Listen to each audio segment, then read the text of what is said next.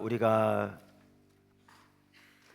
선교적 교회 비전 출입 1 구속의 포괄적 성격 1권을 가지고 살펴보고 있는데요.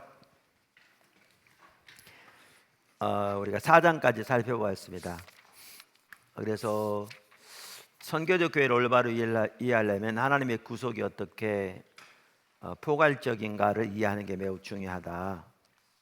그래서 그것이 중요하기 때문에 네 가지 면을 살펴본다. 그래서 성경 이야기를 통해서 본 구속의 포괄적 성격, 그 다음에 출애굽 사건을 통해서 본 구속의 포괄적 성격, 그리고 예수님이 구현하시고 선포하신 하나님 나라의 메시지를 통해서 본 구속의 포괄적 성격, 그리고 신구약의 이 부분에 대해서 말하고 있는 핵심적인 구절들 통해서 살펴보겠다. 그렇게 말씀드리고 이제 지난 시간에 4장 성경의 이야기를 통해서 본 구속의 포괄적 성격까지 살펴봤습니다. 오늘은 그러니까 5장 출애굽 사건을 통해서 본 구속의 포괄적 성격을 살펴볼 상황인데요. 근데 그거는 그냥 넘어가려고 합니다. 이게 중요해요. 왜냐하면 이 부분을 크리스토퍼 라이트가 잘 다루고 있거든요. 그분은 구약학자잖아요. 사실 신약 성경에 보면 그 출애굽 사건과 예수님의 구속을 연결시키고 있어요. 그러니까 예를 들면 예수님이 성찬식을 행하실 때 그거 뭐죠? 유월절 유월절 식사를 같이 하시면서 말씀하신 거거든요. 출애굽을 기념하는 유월절 식사를 같이 하시면서 예수님이 십자가를 통해서 이루실 새 언약에 대해서 언급하신 거거든요. 뿐만 아니라 구속에 대한 구속이라는 단어가 제일 먼저 쓰여진 게 성경에 보면 출애굽 사건과 관련해 제일 먼저 쓰여졌거든요. 그 외에도 이제 책에 보면 다양한 내용들이 있어요. 그런데 그 출애굽 사건을 보면 그게 단순히 영적인 사건이 아니었다는 거죠. 우리는 그렇게 특별히 복음주의 진영에서는 이해하는 경향이 많은데 그 당시 배경 또 실제로 성경이 말하고 있는 바 보면 그건 단순히 영적인 사건이 아니었습니다. 그건 분명한 사실이죠. 그래서 그 출애굽 사건만 보더라도 그건 정치적인 사건이었고요, 경제적인 사건이었고, 사회적 사건이었고, 당연히 그것은 또한 영적 차원을 가지고 있는 사건이었습니다. 그래서 그거를 잘 다루고 있는데 여러분들이 중요하지 않아서 넘어간 건 아니고요. 여러분이 쭉 읽어보시면 충분히 이해할 수 있을 것 같고, 그래서 제가 5장은 넘어가려고 합니다.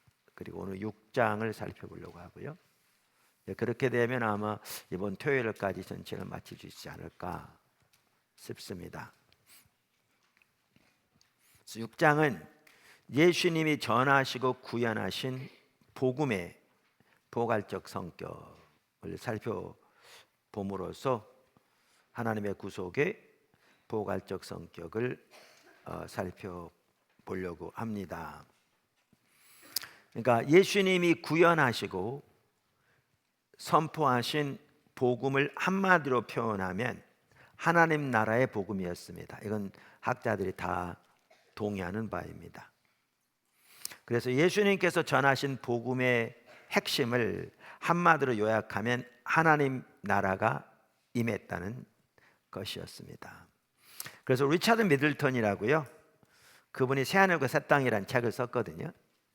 거기에 보시면 오늘날 교회 성도들이 이러한 사실을 깨닫는다면 근본적으로 엄청난 충격을 받을 거다, 이제 그런 내용도 있고. 그런데 그 책에 보면 그는 이렇게 말했습니다. 하나님의 나라는 예수님의 사역 전체를 규정하는 신학 주제로 처음부터 끝까지 예수님의 가르침 곳곳에 스며들어 있다. 이 주제는 너무나 뚜렷해서 공간 복음에서 100번도 넘게 언급된다. 네, 그래서 예수님이 구현하시고 선포하신 메시지가 하나님 나라의 메시지였다. 다 동의하는 바입니다. 그런데 예수님이 전하신 하나님 나라를 우리가 올바로 이해하려면 두 가지 각도에서 살펴보아야 합니다. 하나는 구약 성경의 예언과 그래서 그 당시 유대인들이 기대하고 기다리던 소망과 연결해서 이 메시지를 이해해야죠. 그렇지 않는다면 그 당시 사람들에게는 아무런 상관없는 메시지가 될 것이거든요. 또한 다른 한편으로는 예수님께서 구현하시고 선포하신 하나님 나라의 메시지를 신약 성경의 증언을 토대로 살펴보아야 합니다. 그러니까 구약은 예언이고 신약은 성취잖아요. 그래서 성경을 해석하는 가장 기본적인 원칙 중에 하나도 구약은 신약을 토대로 이해하는 것이거든요. 왜냐하면 구약의 예언이 신약에 어떻게 성취되었는가를 보면 그 예언의 성격을 올바로 더 이해할 수 있으니까요. 반면에 신약의 예언도 구약의 배경을 이해해서 이해하게 될 때 더 충실하게 이해할 수 있죠. 그러니까 예수님이 선포하신 하나님 나라의 메시지만 하더라도 그 구약의 약속이 신약에 어떻게 성취되었는지 관점에서 이해해야 이제 예수님이 선포하신 메시지의 의미를 더 충실하게 알 수 있죠. 그래서 이 두 가지 각도에서 이해하는 게 중요하다라는 말입니다. 자, 그래서 첫 번째, 그 당시 이스라엘 백성들이 기다리던 하나님의 나라, 그 당시 이스라엘 백성들이 기다리던 하나님의 나라. 그러니까 구약의 선지자들에게 뿌리를 두고 있는 랍비적 종말 사상은 역사를 이 현재의 악한 세대, this present evil age라고 그러는데 영어로, 와 하나님이 오셔서 통치하시고 다스리실 다가오는 세대, the age to come, 이렇게 두 세대로 나눴습니다. 그래서 이 현 세대는 죄와 사망과 악의 세력이 다스리는 악한 세대입니다. 반면에 다가오는 세대는 하나님께서 오셔서 다스리심으로 거기에 하나님을 아는 지식, 평화, 정의, 기쁨, 사랑이 가득한 변화된 세대입니다. 유대인들은 하나님께서 역사 속으로 들어오셔서 다가오는 세대를 가져오시기를 간절히 고대하고 있었습니다. 구약에서부터 하나님의 나라는 하나님의 통치를 의미했습니다. 나라, 그럼 우리는 이제 흔히 영토를 생각하기 쉽잖아요. 영토. 그럼 우리나라, 그럼 이제 영토를 생각하는 것처럼. 근데 성경에서 말하는 나라, 혹은 영어로 킹덤. 그래서 사실 이 나라라고 그럴 때 가장 좋은 그 뭐죠? 번역은 왕국. 이란 단어긴 해요. 그런데 그 뭐죠? 여호와의 증인들이 그 구절을 그 용어를 갖다 써버린 바람에 좋은 용어들은 이단들이 다 갖다 써버려 가지고 그 용어를 쓰면 이렇게 오해받기도 하는 막 이렇게 되는데, 가장 좋은 용어는 왕국이라고 번역하는 게 가장 좋은데요. 하나님의 나라 할 때 그 나라 혹은 왕국이라는 단어는 히브리어, 구약 히브리어는 말쿠트라는 단어고요. 신약의 헬라어로는 바실레이아라는 단어인데 둘 다 영토 이전에 왕에 의해 다스려지는 지위, 권세, 통치권을 의미합니다. 그래서 하나님의 나라를 말할 때는 항상 하나님의 나라, 그래서 God's kingly reign 그러거든요. 하나님이 왕으로 다스리시는 통치, God's kingly reign 이렇게 일반적으로 표현해요. 또 그분의 통치 혹은 그분의 통치권을 의미합니다. 여기 성경 구절들 많이 나와 있고요. 그래서 구약 성경은 하나님께서 이 나라를 가져오시되 메시아를 통해서, 그리고 하나님의 성령을 통해서 말세에 가져오실 것이라고 믿었습니다. 그래서 그 마이클 고인은 그것을 이렇게 도표로 잘 표현하고 있습니다. 옛시대. 그러니까 쉽게 말하면 이 현재 약한 세대를 말하는 거죠. 죄와 사망과 악과 사탄이 다스리는. 그런데 다가오는 시대, 거기는 하나님을 아는 지식, 평화, 정의, 기쁨, 여기 도표에 나온 것처럼 사랑이 넘칠. 그런데 말세에 하나님께서 메시아를 통해 성령의 능력으로 이 나라를 가져오실 것이라고 그렇게 믿었습니다. 그래서 예수님 당시에 유대인들은 그 하나님의 나라를 간절히 열망하고 있었습니다. 그들은 하나님이 다시 진정한 왕이 되시는 날을 고대하고 있었습니다. 그리고 그날에는 총체적인 회복이 있을 것을 신뢰했습니다. 그러니까 마이클 고인 박사가 열방의 빛이라는 책에서 이걸 잘 정리하고 있거든요. 제가 읽어볼게요. 예수님은 당시 유대인들의 언어, 곧 하나님 나라의 언어로 말씀하셨다. 유대인들은 모든 우주적 역사의 결정적 순간이 도래하기를 기다리고 있었다. 그들에게는 기름 부음을 받은 왕, 이제 메시아죠, 과 성령의 역사적 개입을 통해 하나님께서 사랑과 진노와 능력 가운데 일하실 것이며 온 세상, 곧 모든 피조물, 모든 나라, 모든 인간 삶에 대한 하나님의 통치를 회복하실 것이라는 기대가 만연했다. 예수님은 자신이 바로 그 기름 부음 받은 왕이며 모든 피조물과 모든 인간의 삶을 회복하여 다시 전능하신 하나님의 통치 아래 살아가도록 하기 위해서 하나님의 영이 자신에게 임하셨다는 놀라운 주장을 하셨다. 이것은 정말로 복된 소식이다.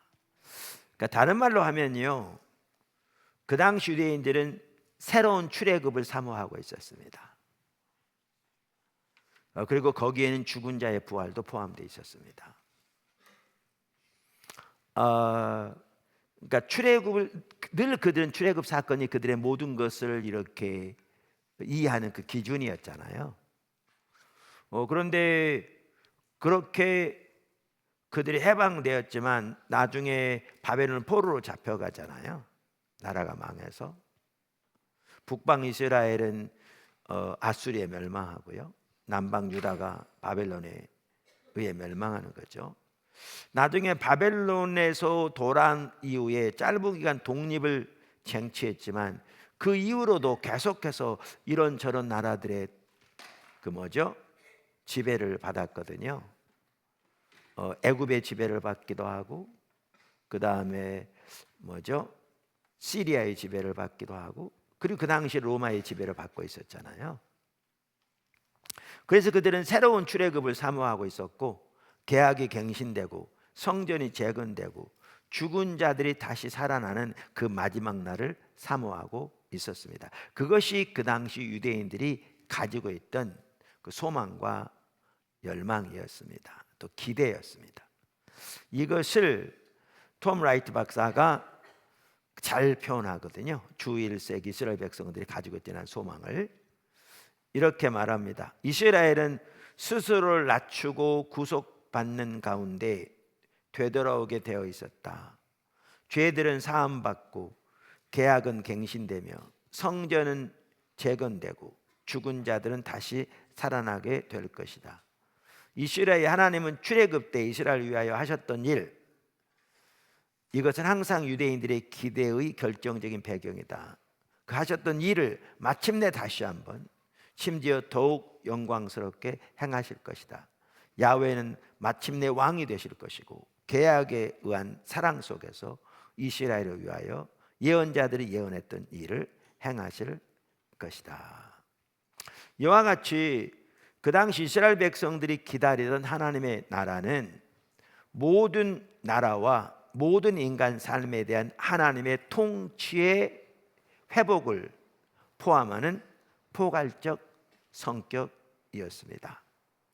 그 당시 유대인들이 기대하고 소망하고 바라던 하나님의 나라는 모든 나라, 모든 인간 삶에 대한 하나님의 통치의 회복을 포함하는 포괄적 성격이었습니다.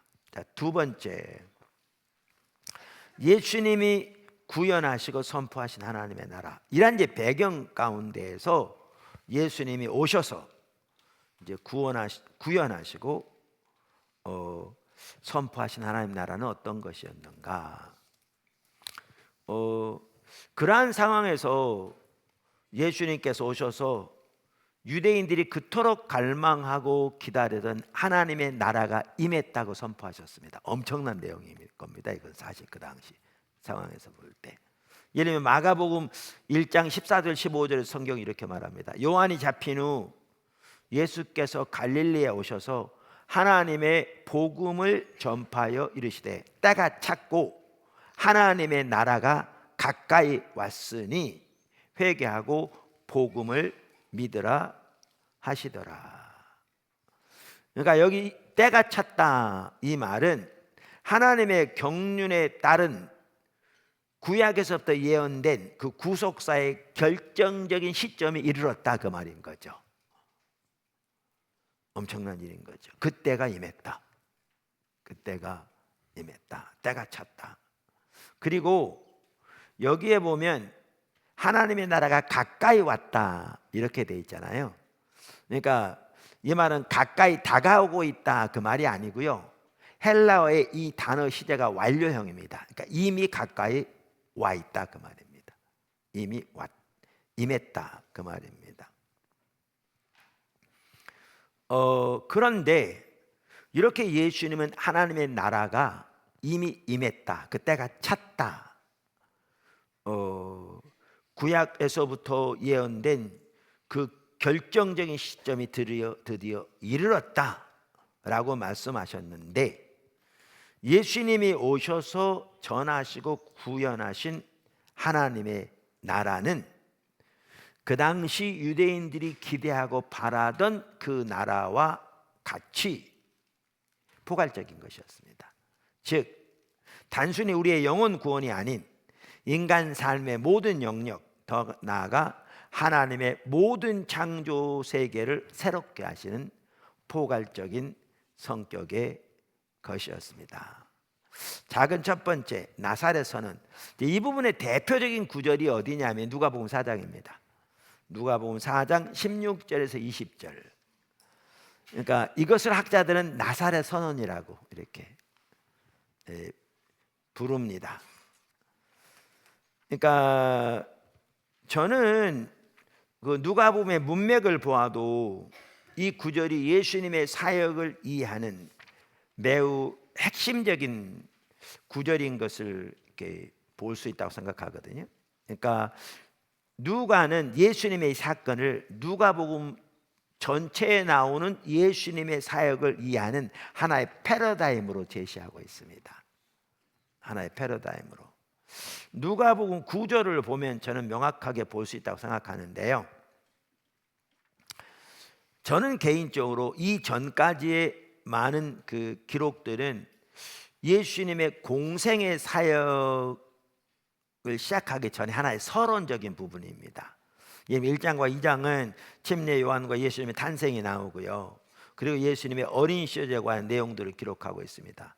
3장에 보면 침례 요한의 사역이 나오고 예수님이 침례 받으신 사건이 나오고 예수님의 족보가 기록되어 있습니다. 4장으로 넘어오면서 예수님이 마귀에게 시험을 받으신 사건이 기록되어 있습니다. 그리고 이제 이어서 누가는 예수님의 공생의 사역을 이제 본격적으로 기록하기 시작합니다. 본격적으로 기록하기 시작합니다. 지금까지 어떻게 보면 이해가 다르겠습니다만 제가 보기엔 아까 서론적인 여태까지 이렇게 그 기초를 놓았고요. 이제 예수님의 공생의 사역을 본격적으로 기록하고 있습니다.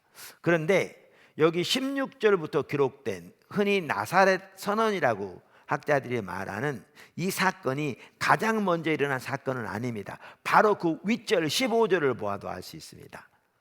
그러니까 이게 가장 먼저 일어난 사건이 아니에요. 아닌데 예수님의 공생애를 시작하면서 이 사건을 가장 먼저 기록하고 있습니다. 이 말은 뭐냐면 누가는 이 사건이 누가복음에 나오는 예수님의 공생애 사역의 전체를 이해할 수 있는 하나의 패러다임으로 제시하고 있습니다. 이게 명확합니다. 명확합니다. 그만큼 이 구절은 누가복음이 말하는 예수님의 하나님 나라의 사역을 가장 모범적으로, 어떻게 보면 표본적으로 이렇게 담고 있는 것이라고 볼 수 있습니다. 자, 그러면 이제 그 구절을 읽어보시면 여러분 잘 아는 구절이죠. 예수께서 그 16절부터 21절 자라나신 곳 나사렛에서 이르사 안식일에 늘 하시던 대로 회당에 들어가사 성경을 읽으려고 서심해 선지자 이사야의 글을 들이거늘 책을 펴서 이렇게 기록한 데를 찾으시니 주의 성령이 내게 임하였으니 이는 가난한 자에게 복음을 전하게 하시려고 내게 기름을 부으시고 나를 보내사 포로된 자에게 자유를 눈먼 자에게 다시 보게 함을 전파하며 눌린 자를 자유롭게 하고 주의 은혜의 해를 전파하게 하려 하심이라 하였더라. 책을 덮어 그 맡은 자에게 주시고 앉으시니 회당에 있는 자들이 다 주목하여 보더라. 이에 예수께서 그들에게 말씀하시되 이 글이 오늘 너희 귀에 응하였느니라 하시니라. 아까 제가 뭐라고 말씀드렸냐 하면 그 당시 유다 백성들은 구약 성경이 예언한 대로 하나님께서 메시아를 통해서 그리고 하나님의 성령을 통해서 그 예언된 하나님의 나라를 가져오실 것을 사모하고 갈망하고 기다리고 있었다고 그랬잖아요. 근데 오늘 이 누가복음 4장에서 예수님은 이사야서 61장 1절과 2절을 읽으시고 난 다음에 뭐라고 그러냐면 오늘 너희 귀에 이 말이 응했다. 이 말은 무슨 말이냐면요, 그들이 그토록 사모하고 갈망하던 그 하나님 나라에 대한 약속, 그게 성취되었다 그 말입니다. 그게 오늘 너희 보는 바에 성취되었다. 다시 말하면 내가 바로 오기로 되어 있는 그 하나님의 기름 부은 바로 자로서 하나님의 그 나라가 너희 보는 바에 임했다 이 말입니다. 그러니까 그 당시 유대인들의 그러한 그 소망, 그리고 메시아에 대한 이해, 그리고 하나님 나라에 대한 이해, 그것을 가지고 있었던 사람들에게 이 예수님의 선포는 엄청난 말이었습니다. 그래서 이것을 나사렛 선언이라 이렇게 만학자들이 부릅니다. 그러면 여기에 먼저 좀 한 가지 더 살펴보기 원하는 것은요, 희년 사상과 하나님 나라입니다. 그러니까 아까 제가 크리스토퍼 라이트를 얘기했는데 그의 책에 보면 구약 성경에서 이렇게 하나님의 구속의 포괄적인 성격을 잘 말해주고 있는 게 하나는 출애굽 사건이고요, 다른 하나는 희년 사상입니다. 희년 사상. 그런데 여기 오늘 이 나사렛 선언에서 예수님은 하나님 나라를 희년 사상과 연결시키고 있습니다. 여기 보시면 그러니까 아까도 말씀드린 대로 예수님께서 이사야서 61장 1절과 2절을 인용하신 다음에 그들에게 이 예언이 오늘 성취되었다, 이렇게 말씀하신 거잖아요. 아까도 말씀드린 대로 그 당시 유대인들이 그토록 바라고 갈망하던 구약 성경이 예언하고 있는 그 하나님의 나라가 드디어 임했다는 엄청난 선언이잖아요.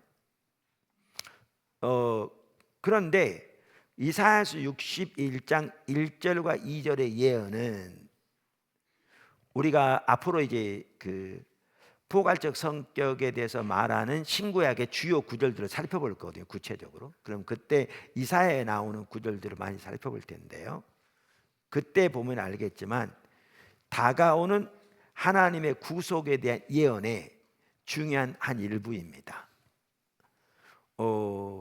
그런데 그 이사야서는 그 이사야서 여러 곳에서 하나님께서 모든 나라, 모든 인간의 삶, 심지어 모든 창조 세계에 대한 하나님의 통치를 회복하실 것을 예언하고 있고요, 하나님은 그 일을 하나님의 기름 부음 받은 왕 메시아를 통해서 그 일을 하실 거라고 예언하고 있습니다. 더 나아가 우리 앞으로 성경을 보면 알겠지만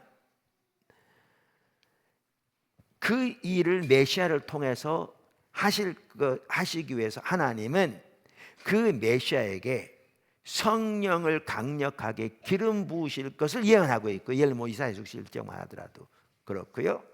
그리고 그 왕은 바로 그 위에 성령이 강력하게 임하심으로 바로 그 성령의 능력으로 하나님의 정의를 온 세상에 이룩하는 데 필요한 지혜를 소유하게 될 것이라고 성경은 예언하고 있습니다. 그래서 그 메시아의 통치는 모든 인간 세계뿐 아니라 온 창조 세계의 평화와 정의와 완벽한 조화를 가져다 줄 것입니다.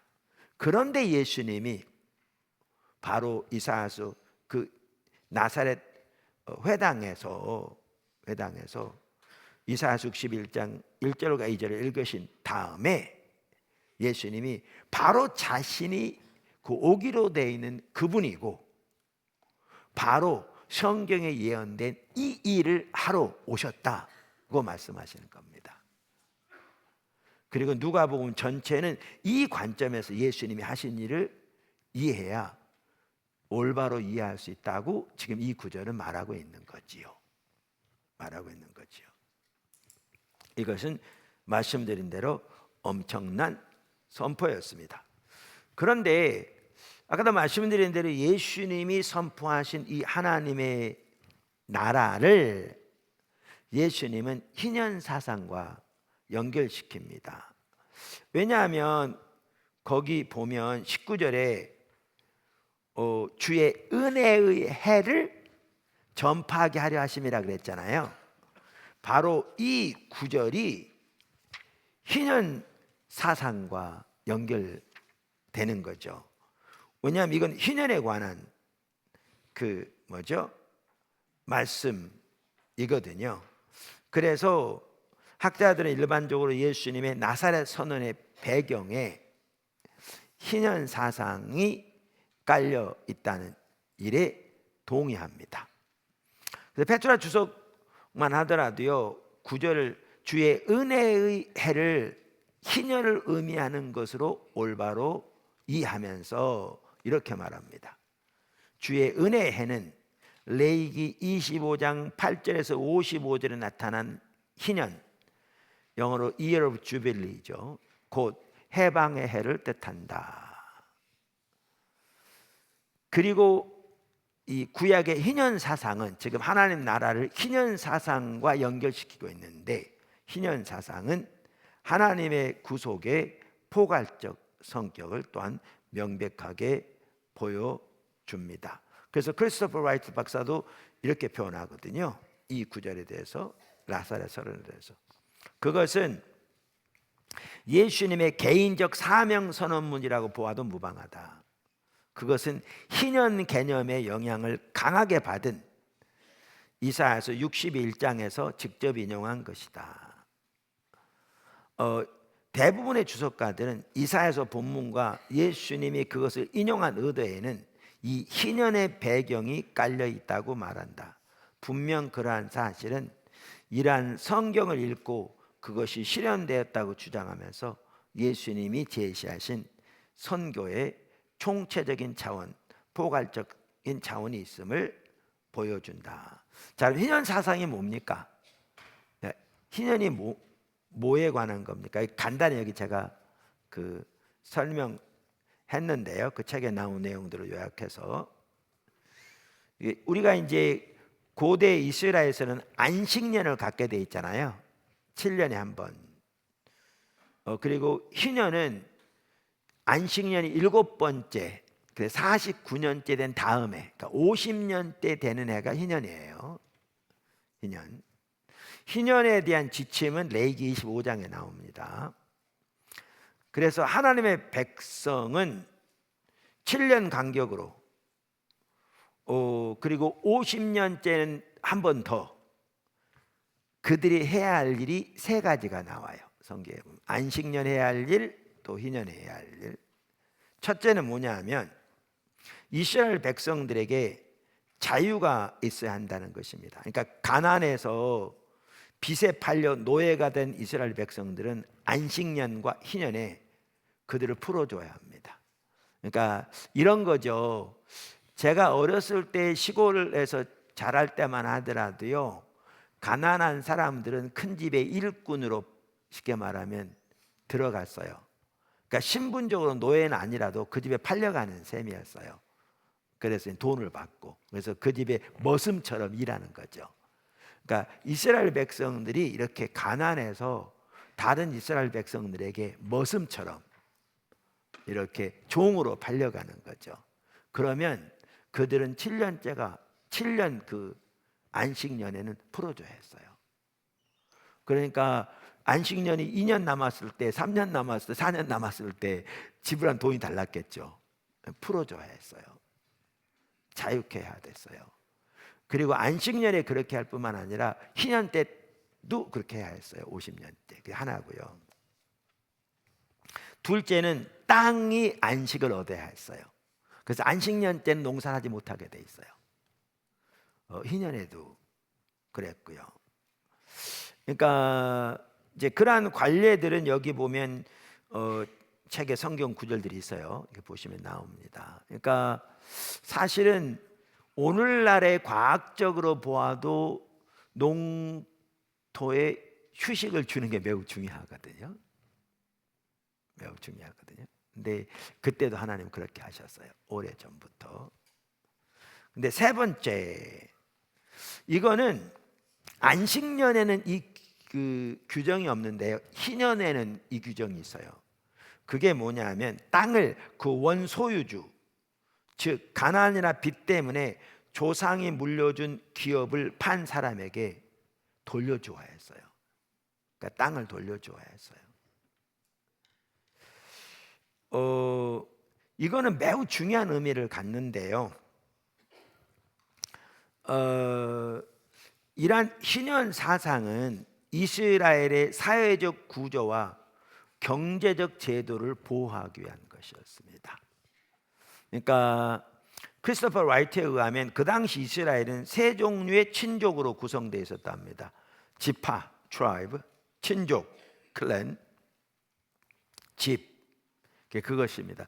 그 기드온에게 천사가 나타났을 때 천사가 기드온에게 한 말에서 그걸 볼 수 있거든요. 사사기서 6장 15절인데요. 이렇게 말해요. 그러나 기드온이 그에게 대답하되 주여, 지금 천사에게 한 말이죠. 내가 무엇으로 이스라엘을 구원하리까? 보소서, 나의 집은 므낫세 중에서 극히 약하고 나는 내 아버지의 집에서 가장 작은 자니이다. 그러니까 우리말에는 이렇게 돼 있으니까 이렇게 잘 안 나와 있어요. 근데 여러분 영어 성경을 보시면 이게 뚜렷하게 나와 있어요. 제가 지금 이게 이제 ESV 성경이 옆에 있는데 이렇게 돼 있어요. 내가 무엇으로 이스라엘을 구원하리까? 그러면서 보소서, my clan. is the weakest in 므낫세. 그러니까 므낫세는 지파잖아요. 므낫세 지파 중에서도 가장 작은 클랜이라는 거예요. 여기 보면. 그리고 이제 그 클랜 아래 하우스홀드가 있죠. 가족. 자기 아버지의 가족. 이렇게 세 단계로 구분돼 있었어요. 그리고 그 가족에는 이제 대가족인 거죠. 3, 4대가 같이 이렇게 살았고요. 심지어 거기에 종들까지 다 확대 가족으로 살았고요. 거기는 권위가 지배하는 장소였습니다. 또한 안전과 보호의 장소이기도 했고요. 그 아버지의 집은 재판에서도 중요한 역할을 했는데 심지어 군사적인 기능까지도 가지고 있었답니다. 그래서 아브라함이 자기 집에 군사를 이끌고 그 롯을 되찾으러 가잖아요. 전쟁에. 그러한 걸 볼 수 있습니다. 그리고 이스라엘 사람들이 자신들의 정체성을 발견하고 교육과 종교적인 양육을 받는 것도 그 아버지의 집인 거죠. 그런데 이스라엘 백성들은 토지 제도가 어떻게 돼 있었냐면 이 지파별로 그리고 지파 아래 친족이라고 된 클랜이라고 되어 있는 친족 단위로 배분되게 돼 있었어요. 배분되게 돼 있었어요. 우리가 여호수아 15장, 22장을 보면 잘 알 수 있어요. 그러니까 지파별로 그 다음에 친족을 따라 그 숫자대로 이렇게 분배되게 돼 있었고요. 그 친족 내에서 이제 각 집이 그 몫을 유업으로 받게 되는 거죠. 그러니까 그 당시 가나안의 경제 구조와는 완전히 대립되는 특징인 거죠. 크리스토퍼 라이트가 잘 말하는 것처럼 이거는 평등 분배와 양도 불가로 그 핵심을 설명할 수 있다. 무슨 말이냐면 가나안 족속들에게는 대부분 땅이 다 왕들 거였어요. 국민들은 대부분 뭐예요? 소작농으로서 수고하고 그저 수고한 만큼 일부를 받아 먹는 거죠. 나머지 다 왕에게 속하는 거고. 그런데 이스라엘은 그렇게 하지 않았어요.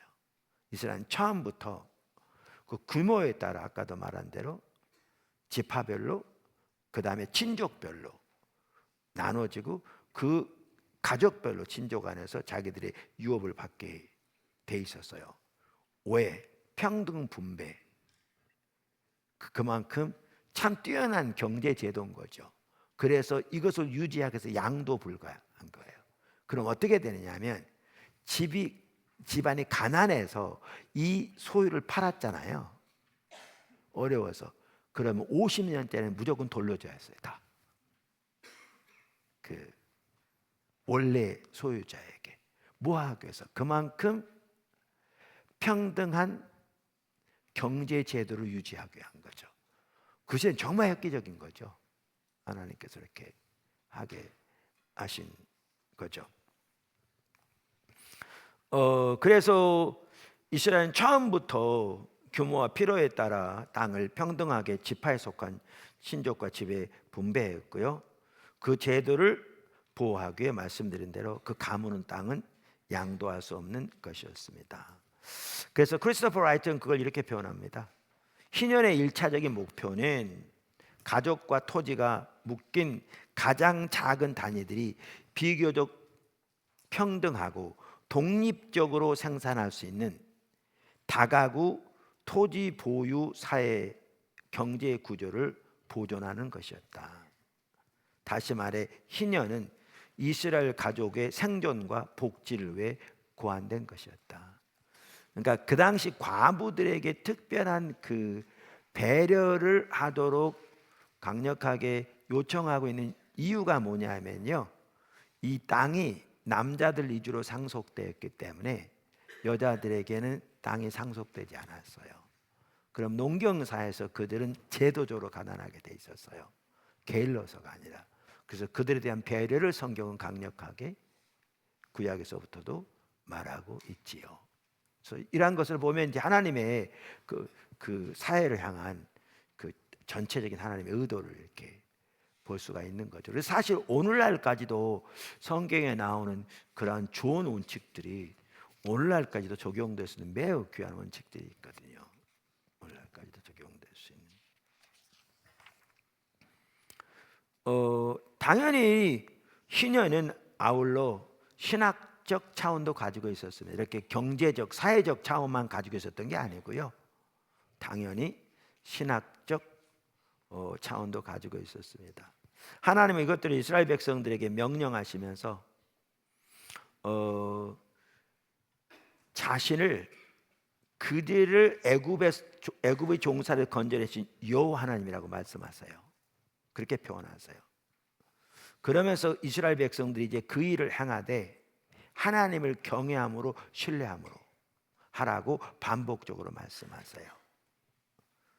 그래서 크리스토퍼 라이트는 희년을 사회적 각도, 경제적 각도뿐만 아니라 신학적 각도에서도 그걸 잘 설명합니다. 제가 여기 아래에 인용해 놓은 것은요, 이제 사회적, 경제적 각도는 간단하게 설명을 드렸고, 그럼 여기에 신학적 각도도 포함되는데 어떤 것이 포함되느냐? 크리스토퍼 라이트가 잘 말하고 있는 걸 제가 여기에 요약해 놓은 겁니다. 그럼 읽어보면 이렇습니다. 다른 안식년 규정들처럼 희년은 시간과 자연에 대한 하나님의 주권을 선포했다. 이게 하나님의 것이라는 거죠. 따라서 희년에 대한 순종은 하나님의 주권에 대한 순종을 요구한다. 그래서 탐심을 따라 욕심을 따라 살 것이 아니라 하나님의 주권에 순종해서 그 법도를 따라 살라고 말씀하신 거죠. 사실 오늘날 경제학 이론 많이 있습니다만은 많은 사람들이 얘기하듯이 시장 경제의 중심에는 탐심이 있습니다. 그것이 모든 걸 거의 좌우한다고 볼 수 있죠. 그러니까 날이 갈수록 빈부의 차는 심해지고요. 이렇게 되고 있는 거죠. 근데 하나님은 이스라엘 백성들에게 그렇게 되지 않도록 하나님의 제도를 만드실 뿐만 아니라 그들이 순종하되 이 순종이 하나님의 주권에 대한 순종임을 명확하게 했죠. 정말 귀하고 옳은 거죠. 신학적인 의미를 가지고 있죠. 게다가 희년 때 휴경하는 것은 자연 질서의 복을 명령하시고 그러므로서 당신의 기본적인 필요를 채우실 수 있는 분이신 하나님의 섭리에 대한 믿음을 요구한다. 그러니까 땅을 쉬게 하는 거 오늘날에 보더라도 매우 중요하게 인식되고 있잖아요. 그래서 인삼밭을 하는 데만 하더라도 몇 년만 하면 쉬어줘야 되는 거 다 알고 계시죠? 그래서 하나님은 자연 질서까지 복을 주시기 원하시는 뿐만 아니라 우리의 필요를 위해 하나님을 의지하는 믿음을 요구하시는. 그러니까 이 하나하나가 신학적인 거죠. 하나하나가. 또 하나 희년법의 또 다른 동기는 하나님의 역사적 구속 행위, 즉 출애굽과 그것이 이스라엘에 의미했던 모든 것에 대한 지식에 거듭 호소하는 걸 통해 알 수 있다. 희년은 모든 이스라엘 사람들이 바로의 노예들이었으며 지금은 하나님의 구속받은 노예라는 사실이 지닌 의미를 공동체 내에서 구현하는 한 방법이었다. 그러니까 반복적으로 나오는데 너희가 그때의 애굽의 노예였음을 기억하라. 내가 너희를 전적인 은혜와 사랑으로 건져 자유케 해서 내 백성 삼았다. 이제 너희는 그걸 기억하고 나의 종으로 이렇게 살아라 라고 말씀하시는 거죠. 그래서 너희가 노예되었던 걸 기억하고 심지어 너희의 종으로 팔려온 사람들에 대해서 선대히 행하라. 그들에게 옳게 행하라. 그 모든 것의 윤리의 기준이 출애굽 사건에서 이렇게 그들에게 말하고 있죠. 신약 사상에서도 이렇게 신학적 각도가 이 부분에도 있는 거죠. 또 이 역사적 차원의 제의적이고 현재적인 용서 경험이 더해졌다. 그것은 희년이 대속죄일에 선포된 사실에서 알 수 있다. 자신이 하나님의 용서를 받은 사실을 알게 되면 즉시로 다른 사람들의 빚을 탕감하고 속박에서 풀어주는 조치를 취해야 한다. 자신이 용서받고 탕감받았는 바 이제 용서하고 자유롭게 풀어주어라, 그 말이죠. 신약에서 또 우리에게 10,000달란트 빚진 것처럼 용서받았으니 자유롭게 다른 사람을 용서하라, 이렇게 말하고 있죠. 희년 사상에도 이러한 사상이 그 바탕에 깔려 있다. 신학적. 또 희년에 내장된 미래의 희망에는 하나님이 인류와 자연을 본래의 목적에 맞게 최종적으로 회복시킬 것이라는 종말론적 희망이 섞여 있었다, 이렇게 말합니다. 그러면서 그것을 한마디로 요약하면서 크리스토퍼 라이트는 이렇게 말합니다. 그러므로 희년 모델을 적용한 것은 사람들이 하나님의 주권에 순종하고 하나님의 섭리를 신뢰하고 하나님의 구속 활동에 대한 이야기를 알고 하나님이 주시는 희생적인 속죄를 개인적으로 경험하고 하나님의 정의를 실천하고 미래에 대한 하나님의 약속에 그들의 소망을 둘 것을 요구한다. 신학적으로 전체를 잘 요약하고 있죠. 리차드 미들턴도요, 희년 사상에 대해서 그 사회 경제적 측면뿐만 아니라 신학적 측면이 있는 것을 지적하면서 이렇게 말합니다. 이 세 가지 관례, 그러니까 레위기 25장의 세 가지를 아까 말씀드렸잖아요. 세 가지 합해져서 고대 이스라엘에서 가난과 속박과 악순환을 주기적으로 끊어내는 이상을 실현한다. 이 셋은 하나의 공동체적 관례, 구속적 삶의 윤리를 구성한다. 이런 관례들이 윤리적으로 중요하지만 관례들의 바탕이 되는 종교적 의미 내지 신학적 의미를 이해하는 것도 마찬가지로 중요하다. 희년의 이 세 가지 관례는 각각 구약의 구속 이야기에 정확한 뿌리를 두고 있기 때문이다. 그런데 예수님은 이날 이 구절을 읽고 이 말씀이 너희 보는 바에 성취되었다, 이렇게 말씀하시면서 그토록 갈망하던 하나님의 나라가 임했다고 선포하시면서 그 바탕에 희년 모델이 깔려있는 구절을 택하신 겁니다.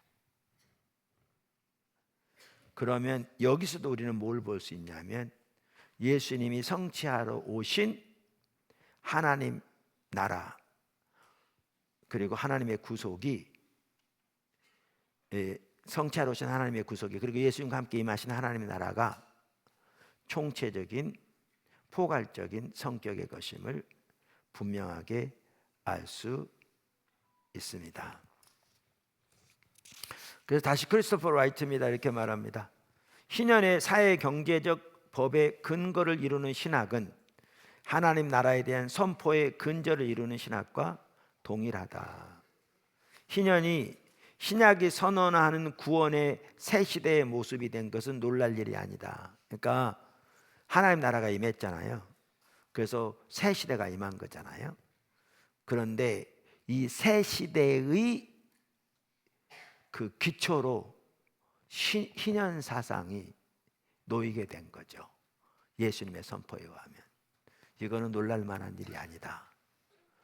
정말 귀한 지적인 거죠. 그것은 인류와 창조의 회복을 위한 하나님의 광범위한 선교의 핵심적인 내용을 고대 이스라엘 경제의 작은 구석에서 모델로 보여준 제도다. 나머지 성경적 근거에 적절히 비추어 볼 때 희년 모델의 총체성은 교회 전도적 선교, 개인적 사회적 윤리 및 미래의 희망에 지닌 총체성을 포괄한다. 자, 그래서 여기 지금까지 살펴본 내용이 뭐냐면요, 나사렛 선언에서 예수님은 하나님 나라와 희년 사상을 연결시키고 있다. 그래서 뭐죠? 하나님 나라가 임한 새 시대 이미 임했는데 그 바탕에 희년 사상을 두고 있다. 예수님이 선포하신 바에 의하면 여기서 보아도 우리는 예수님이 선포하신 그리고 실현하신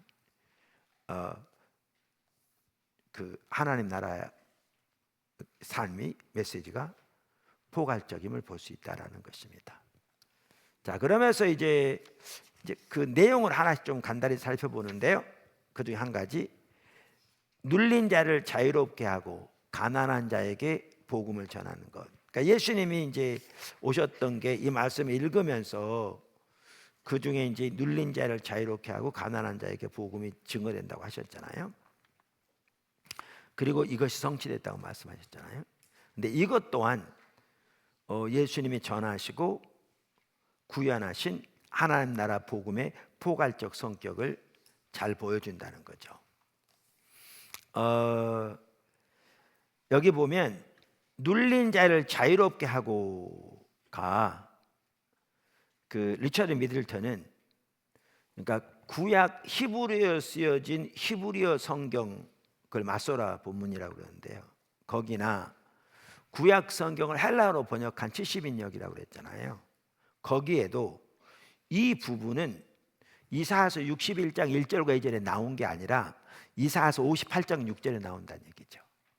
이 구절은. 그걸 보면 여기 이 예수님의 말씀에서 이사야서 58장과 이사야서 61장을 연결시키고 있는 걸 볼 수 있는 거죠. 연결시키고 있는 걸 볼 수 있습니다. 근데 이사야서 58장의 내용은 사회 경제적 정의에 관한 구절입니다. 그러니까 이사야서 58장을 보시면요, 이 내용이에요. 그러니까 여러분 한번 찾아보시면 잘 아는 구절이에요. 제가 여러 번 이렇게 언급했던 구절인데요. 이사야서 58장 보면 이렇게 말하고 있습니다. 그러니까 하나님 기뻐하신 금식에 대해서 이제 말하는 구절인데, 그 6절에 보면 이렇게 말하죠. 그러니까 내가 기뻐하는 금식은 흉악의 결박을 풀어주며 멍에의 줄을 끌어주며 압제당한 자를 자유케 하며 모든 멍에를 꺾는 것이 아니겠느냐. 7절에 보면 또 줄인 자에게 내 양식을 나누어 주며 유리하는 빈민을 집에 들이며 헐벗은 자를 보면 입히고 내 골육을 피하여 숨지 아니하는 것이 아니겠느냐. 그러니까 우선 이 구절은 여러 번 설명드렸습니다만은, 이제 우리가 어떤 금식 기도 같은 데 가면 6절을 많이 이렇게 써놨잖아요, 크게. 그러면서 어떤 이해로 이 구절을 써놨냐면, 우리가 금식하면 우리 삶에서 흉악의 결박이 끊어지고 멍에의 줄이 끌어지고 압대당한 것이 자유케 된다. 모든 멍에가 꺾인다. 이런 의미로 이 구절을 이해하는 경우가 많거든요. 그 기도원 같은 데 가면. 근데 이 구절은 전혀 그게 아니에요. 그러니까 우리가 금식하면 그런 역사가 나타날 수도 있어요. 근데 이 구절은 그걸 말하는 게 아니에요. 전혀 그걸 말하는 게 아니에요. 그러니까 이 구절의 그 제목을 보시면 여호와께서 기뻐하는 금식 이렇게 돼 있잖아요. 그러면 그 앞에를 보면 뭐라고 돼 있냐면 4절에 보라 너희가 금식하면서 논쟁하며 다투며 악한 주먹으로 치는도다. 그러면서 5절에 이것이 어찌 내가 기뻐하는 금식이 되겠느냐. 이것이 어찌 사람이 자기 마음을 괴롭게 하는 날이 되겠느냐. 그의 머리를 갈대같이 숙이고 굵은 배와 재를 펴는 것이 어찌 금식을 하겠느냐. 그러니까 쉽게 말하면 금식한다고 하면서 제 가운데 앉아 머리를 풀고 안 먹는다고 그게 하나님이 기뻐하신 금식이냐. 그리고 금식하면서 너희가 악을 행하는 게 그게 하나님께 연락될 금식이냐. 이러면서 뭐라고 하냐면, 내가 기뻐하는 금식은, 이 말은 너희가 너희 삶에서 다른 사람의 흉악의 결박을 끊어주고 다른 사람의 압제하는 멍에의 줄을 끌어주고 압제당한 자를 자유케 하고, 이걸 참된 금시라고 말하는 거예요. 지금 이 구절은. 그런데 예수님께서 여기 보시면 이사야서 61장 메시아가 오셔서 하실 일을 말하면서 58장과 연결시키고 있는 거죠. 그러면 우리가 이제 앞으로도 보겠지만 우리의 당연히 영혼 구원이 포함되지만 이 예수님이 말씀하신 하나님 나라의 그 성격 자체가 이러한 사회적인 것도 포함되는 포괄적인 것임을 볼 수 있어요. 이 성경이 연결시키고 있다 그 말이죠. 오늘 너희 귀에 응하였다라고 말씀하시면서 그분이 인용하신 구절들을 보면 예수님이 구현하시고 선포하신 이 메시지가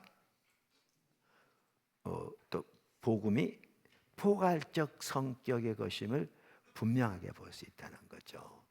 그래서 사실 우리 이 58장만 하더라도 하나님께서 우리 포도나무교회만 하더라도 초기부터 집중적으로 다루셨거든요. 특별히 관계적인 면에서도 이걸 많이 다루셨고요. 여기 보면 쭉 보면 이제 뭐가 나오냐면 너희 중에서 너희 중에서 멍에와 손가락질과 허망한 말을 제하여 버리고, 그리고 이제 마음이 동하여 괴로운 자의 심령을 만족하게 하고, 또 이렇게 그들의 피로를 채우고, 그래서 이러한 부분들을 집중적으로 다루셨거든요.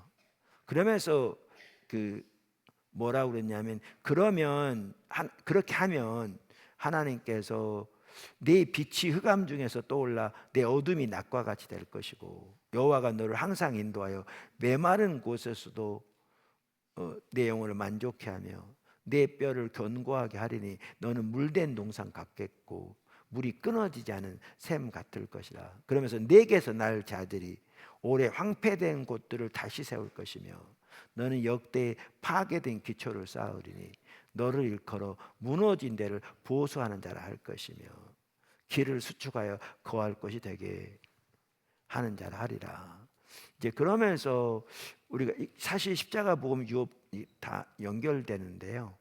이렇게 하나님 나라의 성격이 포괄적인 것을 명확하게 말하고 있고, 우리가 비록 더 총체적으로 보진 못했을지 모르지만 하나님께서 관계적인 면에서부터 또 상대방의 필요를 채우기를 힘쓰는 것에서부터 이렇게 우리를 집중적으로 강력하게 인도해 오셨거든요. 초기부터 이런 약속들도 주시면서, 그러면서 이제 선교적 교회를 통해서 이제 우리 같은 경우에 예수님이 전하시고 구현하신 하나님 나라가 얼마나 더 포괄적인 성격인가를 더 명확하게 보게 하고 계신다고 저는 믿습니다. 우리 여태 그렇게 인도해 오셨지만 또 그렇게 강력하게 우리에게 그 실천을 촉구해 오시고 배우게 하시고 순종해 왔지만 이제 더 이렇게 분명한 광범위한 차원에서 이걸 더 깨닫게 하시고 계시다 이렇게 믿습니다.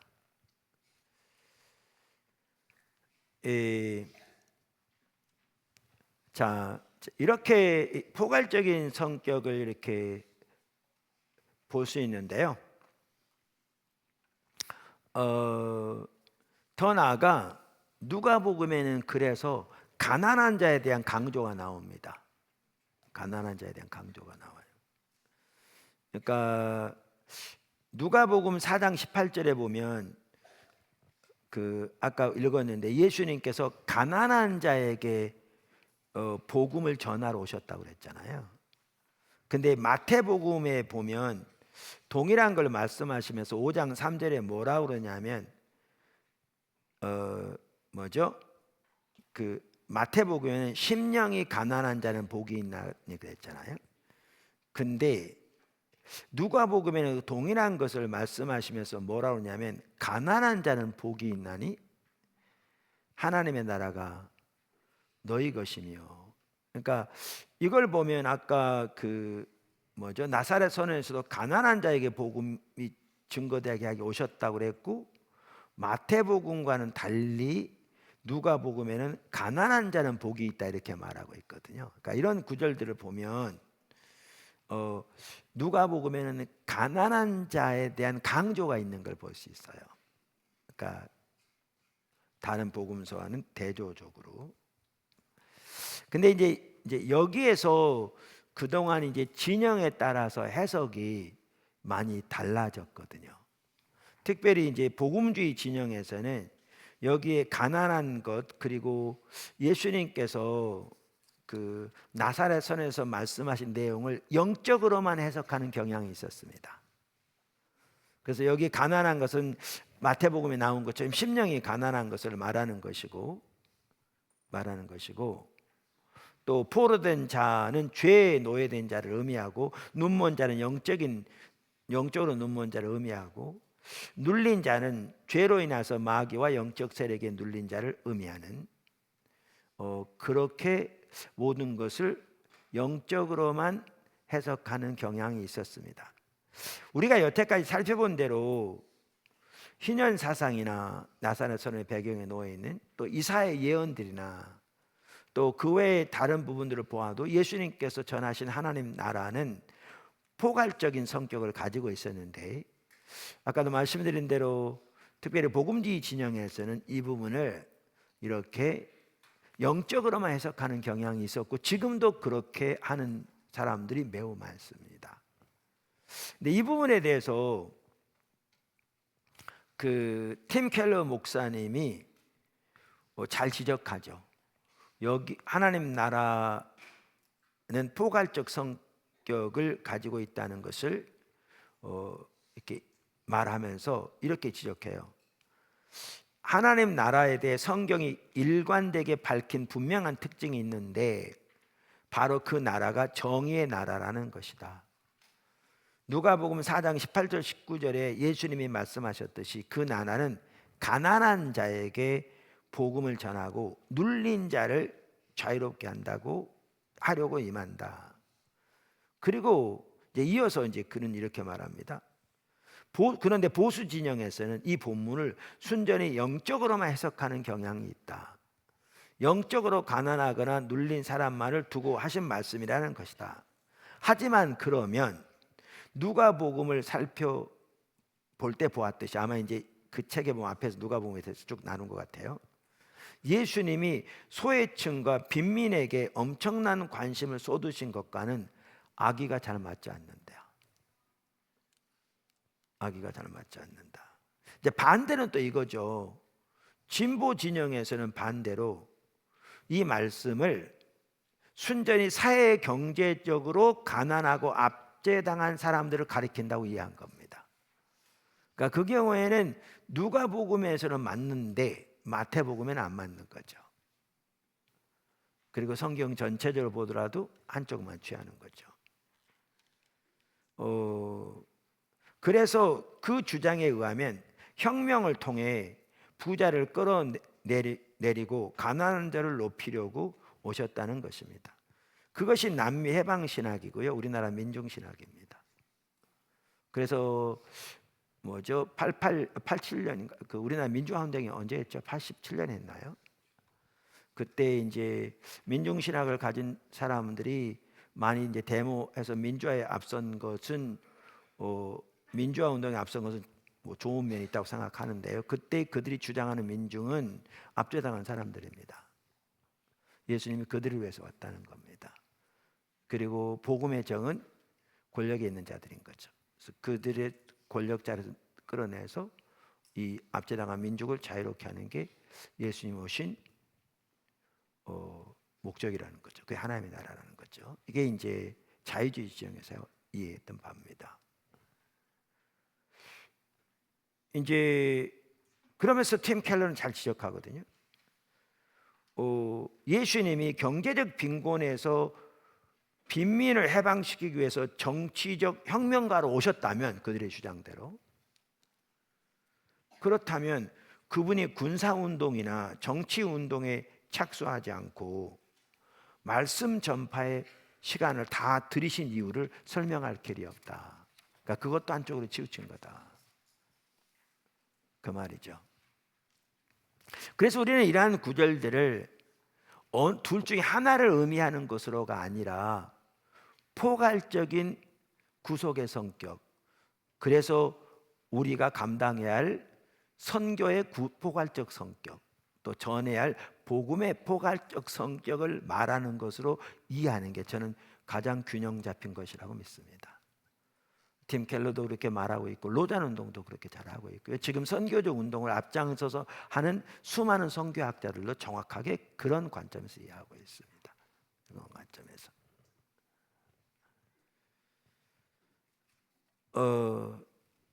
그래서 우리가 예수님의 이 말씀을 구약의 배경을 토대로 이해할 뿐 아니라 동시에 구약의 약속이 어떻게 성취되었는가를 보여주는 신약 성경 전체의 증언을 토대로 아까 그 두 각도에서 보아야 된다고 이해할 때 우리는 이 두 가지를 다 포함하는 것을 분명하게 볼 수 있습니다.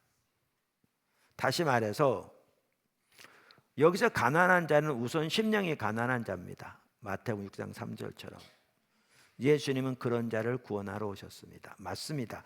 팀 켈러도 잘 말하듯이 예수님이 구원하시는 가난한 자는 자신이 영적으로 파산 상태고 그들의 선행조차도 동기가 선하지 못했으며 순전히 자비롭고 값없는 하나님의 은혜로만 구원받을 수 있음을 기꺼이 인식하고 인정하는 사람을 말합니다. 그런 사람을 하나님이 구원하시죠. 그러니까 부자라도 그러한 가난한 마음을 갖게 될 때 하나님 앞에 구원받습니다. 반대로 가난한 자라도 그런 가난한 마음이 없으면 구원받지 못합니다. 성경은 명확하게 말하고 있습니다. 아울러 예수님은 사회 경제적으로 가난하고 압제받은 사람을 회복시키기 위해서도 오셨습니다. 그래서 이 균형 또 두 가지를 다 포함하는 이해, 이것이 저는 매우 중요하다고 믿습니다. 그러니까 여기 이제 소조라는 단어도 마찬가지인데요. 소조 그러면 이게 뭘까 그럴 텐데 헬라어로 소조는 구원하다라는 뜻이에요. 헬라어로. 근데 복음서에 이 단어가 여러 번 나오거든요. 혹은 이제 앞에가 접두어가 붙어서 강조인 디아소조, 의미는 같은데요. 소조 디아소조가 나오는데 우리 영혼을 구원한다는 의미에서 소조도 사용되지만 육신적인 병을 치유하는 것을 의미하기 위해서도 소조라는 단어가 사용됩니다. 그래서 예를 들면 혈류증 주는 여인 아시잖아요. 12해 동안 여러 병원 찾아봤지만 낫지 않고 돈 다 탕진해버린 그렇게 의사들을 찾아다니면서 근데 예수님의 그 옷기만 만지기만 해도 낫겠다는 믿음을 가지고 사람들은 많은데 밀치고 들어와서 간신히 예수님의 옷을 만졌더니 예수님이 자기에게 능력이 나가신 걸 아시고 돌아서 누가 나를 만졌냐 그랬거든요. 그랬더니 베드로가 아니 선생님 말 같은 얘기를 하셔야죠. 이 많은 사람 밀고 밀치는데 누가 나를 만졌냐니요 이런 뜻인 거죠. 그랬더니 아니다. 그랬더니 이제 여인이 이제 두려워서 자기의 이제 사실을 고백했죠. 그러니까 수많은 사람들이 밀고 밀쳤지만 믿음으로 하는 그 행위를 주님은 알아차리신 거죠. 그리고 그의 능력이 나가는 것을 느끼신 거잖아요. 그러면서 이제 그 말을 들으시고 하는 말이 따라 안심하라. 내 믿음이 너를 구원하였다 하시니 여자가 그 즉시 구원을 얻으리라. 그러니까 많은 사람들이 이 구원을 그 여인의 영혼 구원으로 생각해요. 근데 여기서 말한 구원은 소자라는 단어가 사용되는데 치유를 의미해요. 육신적인 치유를 의미해요. 그래서 아까 말한 대로 소조, 그 다음에 강조형인 디아소조가 전인적인 치유를 의미하기 위해서 사용된 것만 해도 무려 16번이나 있다. 그래서 여기 E.H. 셰플러라는 학자는요, 누가복음에 나오는 구원이라는 단어, 소조를 조사한 뒤에 구원에는 6가지 차원이 있다고 말했습니다. 영적, 육체적, 경제적, 정치적, 사회적, 심리학적 차원이 있다. 그러니까 이걸 보아도 포괄적 성격의 하나님 나라 또 구속을 볼 수가 있습니다. 자, 그래서 예수님이 구현하시고 선포하신 하나님 나라의 포괄적 성격을 볼 수 있는 대표적인 구절이 우리가 지금까지 살펴본 그 뭐죠? 나사렛 선언이고요. 대표적인 게 누가복음 7장 20절에서 23절도 마찬가지입니다. 누가복음 7장 23절에서도 마찬가지입니다. 20절 23절도 마찬가지입니다. 거기에 보면 예수님께서 이렇게 사역을 하고 계셨는데 침례 요한이 옥에 갇힌 후에 예수님에게 사람을 보내요. 예수님이 오시기로 되어 있는 메시아인지 아니면 다른 사람을 기다려야 하는지 묻거든요. 근데 그때 예수님이 하고 계신 일 가서 그대로 말해라 그랬는데, 요 내용이 뭐냐면 나사렛 선언에서 메시아가 오셔서 하실 것이라고, 그리고 그것이 성취되었다고 말한 그 동일한 일을 하고 계셨던 걸 볼 수 있고요. 그래서 여기서도 하나님 나라의 구속의 성격이 포괄적임을 볼 수 있습니다. 제가 시간을 보니까 좀 돼서 지금 서두르고 있습니다. 왜냐하면 이 누가복음 7장에 나오는 내용은 나사렛 선언에 나오는 내용을 사실 거의 반복적으로 보여주고 있기 때문에요. 그래서 이 구절에 대한 페투라 주석이 이렇게 말하고 있거든요. 예수께서 요한의 제자들에게 대답하면서 열거하시는 이 6개의 표적들은 이사야가 메시아의 출현을 예언하면서 제시한 내용이다. 그러면 성경 구절 쫙 거기 말했어요. 실로 메시아의 통치가 실현될 새 세계에는 모든 질병과 환난과 곤비함, 그리고 애통하는 것이나 심지어 죽음까지도 없어지리라는 것이 그 당시 팽배해 있던 보편적인 확신이었다. 그래서 여기 외경들도 언급하고 있습니다. 그러니까 외경은 성경은 아닌데요, 그 당시 사람들의 어떤 그 정서나 가지고 있었던 이해를 이해하는 데는 매우 도움이 되는 역사적 자료들입니다.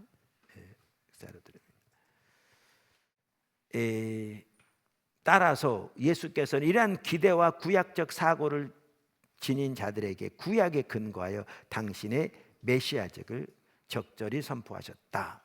그리고 그 선포에 보면 역시 하나님 나라의 성격이 포괄적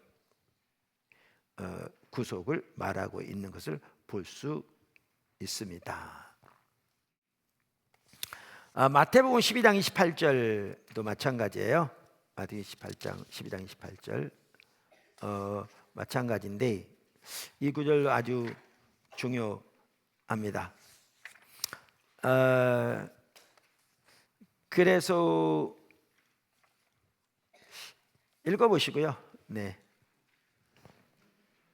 중요하다면서 읽어보라고. 네, 큰 세 번째. 아니 여러분, 제가 할 수 있는데 그때는 피곤해서 멈췄지만 지금도 피곤하긴 해요. 요즘 되게 힘들더라고요. 왜 그런지 뭐 얼굴도 붓고 손도 붓고 뭐 잘 모르겠습니다 요즘. 그래서 되게 힘든데 그동안 스케줄이 되게 빡빡하긴 했어요. 근데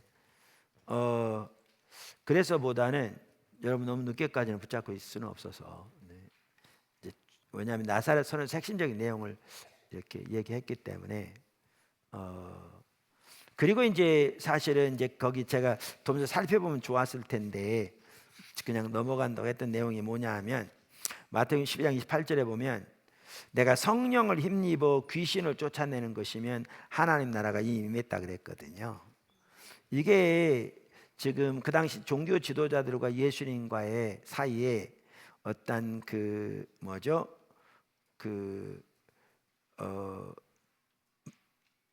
신앙적인 마찰에 대해서 이렇게 다루면서 이제 나온 말이잖아요. 그 당시 종교 지도자들은 하나님과의 사랑의 관계, 이웃에 대한 긍휼은 없이 외부적인 종교적 규범과 규례만 매달려서 있고, 예수님은 하나님께 순종함으로 이웃에 대한 긍휼을 가지고 여러 가지 치유나 병을 고치셨는데 이제 그들은 그것을 그들의 규례에 맞지 않다, 때로는 안식일에 고친다고 등등 예수님 대적할 때, 그때 이제 거기서 나온 말이잖아요. 이제 그러면서 이제 그 뭐죠? 예수님께서는 그 이사야를 통해 주신 말씀을 이렇게 인용하시면서 자신이 하고 있는 일이 이사야가 메시아가 오면 하실 일이라고 예언한 내용을 그대로 하고 있는 것이다. 그래서 아까 나사렛 선에서 나온 내용과 같은 맥락에서 말씀하시고요. 그러면 특별히 뭐라고 그랬냐면, 예수님이 이렇게 치유를 하시니까 그 종교 지도자들이 예수님이 귀신들의 왕인 바알세불, 다른 말로 하면 사탄의 능력으로 이렇게 치유하고 귀신을 쫓아낸다 그랬더니, 그거에 대한 답변으로 하신 말씀이 그 말이거든요. 답변으로. 그래서 뭐라고 그랬냐면, 내가 하나님의 성령으로 귀신을 쫓아내는 것이면 하나님의 나라가 이미 너에게 임했다. 그러니까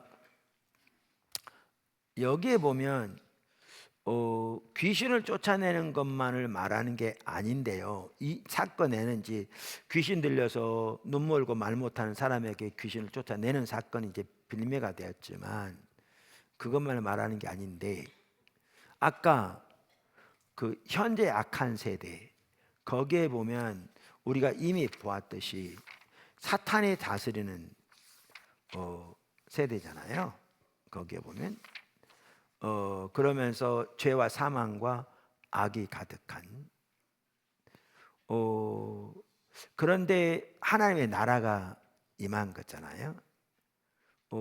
그러면 하나님 나라가 임해서 포괄적인 구속을 이루시는데, 이것을 가장 극적으로 나타낼 수 있는 사건이 귀신을 쫓아내는 것이죠. 그러면서 하나님의 나라가 임해서 하나님의 그 약속된 성령의 능력이 함께하므로 그 능력으로 지금 이 귀신을 쫓아내는 것이면, 이것이 하나님의 나라가 임한 징표다라는 것이거든요. 그러니까 이게 예수님이 오셔서 감당하신 포괄적 구원의 성격을 가장 극적으로 보여주는 거죠. 말세에 성령이 임해서 메시아가 오셔서 사탄의 통찰에 신음하고 있는 자들에게서 그 사탄의 영향력을 묶고 그 귀신을 쫓아내고 그를 자유케 하는 이제 그런 각도에서 요한일서 3장 8절에 보면, 하나님의 아들이 나타나신 것은 마귀의 일을 멸하러 하심이라 그랬는데, 이 마귀의 일을 단순히 귀신 들린 자에서 귀신을 쫓아내는 것이 아니라, 이러한 하나님 나라에 대한, 또 말세의 소망에 대한 전반적인 일을 볼 때에 하나님의 아들이 오셔서 하신 일, 또 우리가 연장선상에서 감당해야 할 복음의 일이 무엇인가를 극적으로 볼 수 있는 내용들이죠. 포괄적 성격.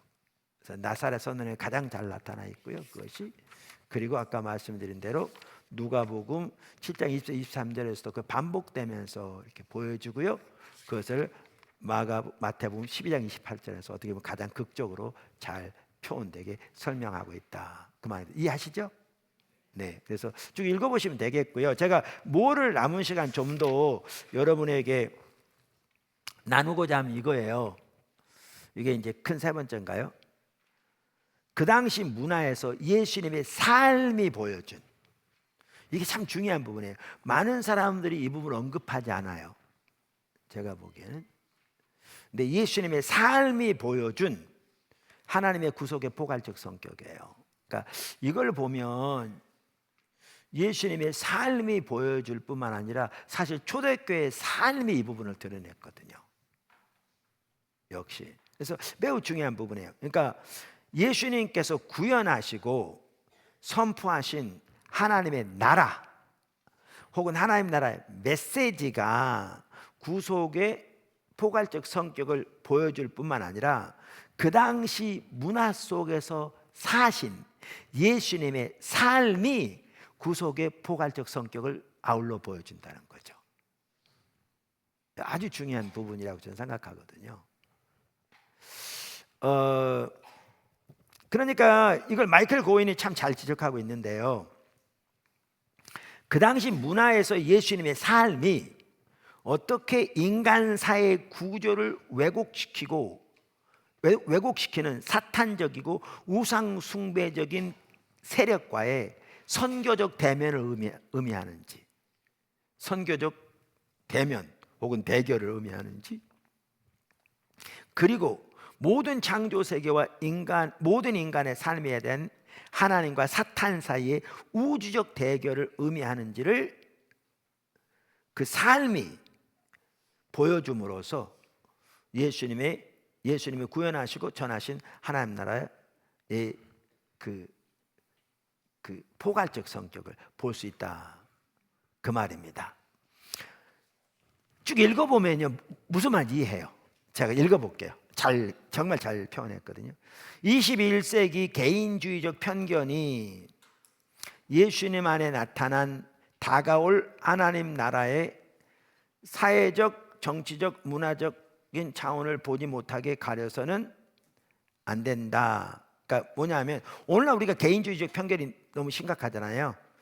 그래서 이러한 이해를 가지고 예수님 안에 나타난 예수님의 삶 속에 나타난 다가올 하나님 나라의 사회적, 정치적, 문화적인 차원을 우리의 이 편견 때문에 보지 못해서는 안 된다, 그런 얘기예요. 그러니까 그 당시 문화에서 예수님의 삶을 이해해야 우리는 이걸 볼 수 있다, 그 얘기는 오늘날의 관점이 아니라. 뭔 말인지 아시죠?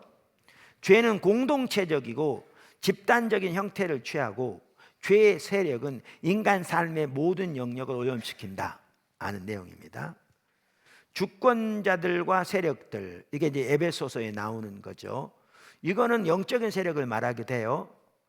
그래서 천사의 세계를 말하기도 하죠. 근데 타락한 천사들이 귀신의 세력들이니까요, 귀신의 세력들을 말하기도 해요. 근데 아울러 이것은 그 귀신의 영향을 받은 세상의 권세들을 말하기도 합니다. 그럼 이렇습니다. 세상의 세력들, 권세들이 원래 하나님이 창조하신 국가도 그렇고 권력도 그렇고 선한 뭐죠? 선한 구조예요. 그러니까 이게 악한 게 아니에요. 근데 인간의 타락으로 인해서 귀신의 세력도 사탄의 세력에 영향을 받아서 이것들이 하나님을 대적할 뿐만 아니라 사람들을 압제하는 대로 사용되는 거죠. 로마 시대도 그렇고 오늘날도 그렇고. 이 세력도 이걸 다 이제 말하는 거죠. 자, 그래서 여기 보시면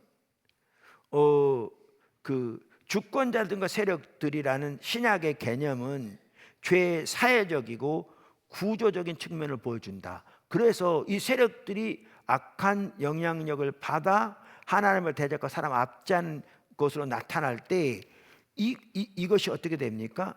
사회적이고 구조적인 측면을 갖게 된다는 거죠. 그래서 정권이 국민들을 억압할 수 있고 탄압할 수 있고 독재가 행해질 수 있고 권력자의 영달을 위해서 수많은 사람들을 그냥 죽이는 것은 전혀 눈 하나 깜짝하지 않는 이란 것이 될 수 있고, 이건 뭐 예나 지금이나 또 앞으로나 이렇게 될 수 있다는 거죠. 세력들이란 이제 이 말이에요. 원래 선한 창조의 부분이었지만, 그러니까 권세들 부분이었지만 인간의 사회적인 삶 속에서 절대화되어 우상으로 변했다. 여기에 이제 사탄의 영향 당연히 있는 거고요. 유대 공동체 안에 친족, 법, 전통과 종교 모두 선한 삶의 일부였죠. 그런데 이것이 당연히 우상이 될 수 있습니다. 우상이 되었고 이스라엘 공동체적 삶 전체를 일그러뜨렸다. 로마 문화와 유사하게 신분, 후원, 정치 세력, 효율적인 체제와 법치라는 우상은 그들의 문화적인 삶을 왜곡시켰다. 예수님 안에 나타난 하나님의 권능은 유대인과 로마 문화 모두의 불의한 구조와 우상 숭배적인 체제에 도전한다. 그래서 이렇게 선한 구조들이 이스라엘 백성들 내에서도 로마 세계에서도 타락해서 억압적이 되고 압적이 돼서 사회의 구조화될 때 예수님은 이들에게 삶을 통해 직면하신다는 거죠. 선교적으로 대면하신다는 겁니다. 그 어둠의 세력과의 대결하신다는 거예요. 민중봉기를 통해서 그런 게 아니라 삶을 통해서 그것을 선교적으로 직면하시고 그것과 대결하신다는 거죠. 그러면서 예를 들어 예수님은 이스라엘을 부패시켜 온 배타적인 민족주의 방식에 맞서신다.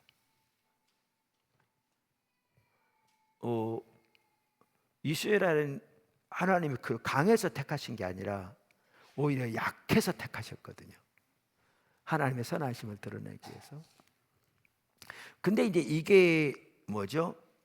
점점 그 자체가 우상이 되면서 하나님의 선하신 택하심인데 우상이 되면서 민족주의적인 성향이 강해지게 되고 그들은 심지어 하나님이 이스라엘 백성들을 위해 온 천지를 창조하셨다고 믿고 모든 인류를 둘러 나누되 유대인과 이방인으로 나누고 이방인은 개와 같은 그러한 사람들로 취급하는 이 민족주의, 예수님은 강력하게 맞서시죠. 예수님 말씀으로 민족주의에 대해 직접적으로 언급하신 일은 없을지 모르지만 그 삶으로 민족주의를 막 서시는 거예요. 그러니까 여기서도 우리는 예수님이 구현하시고 선포하신 하나님 나라의 포괄적 성격을 볼 수 있다는. 근데 정확히 초대교회가 그렇게 했거든요. 그리고 우리가 그렇게 해야 되는 거죠. 예수님은 그분의 사역에서 소외된 자들, 권리를 빼앗긴 자들과 함께 하신다. 많이 나오잖아요. 세리들과 함께 가시고. 이거 그 당시 어마어마한 일이거든요. 그 당시에 제가 평온을 잊어먹었어요. 죄송해요. 그 식탁 교제.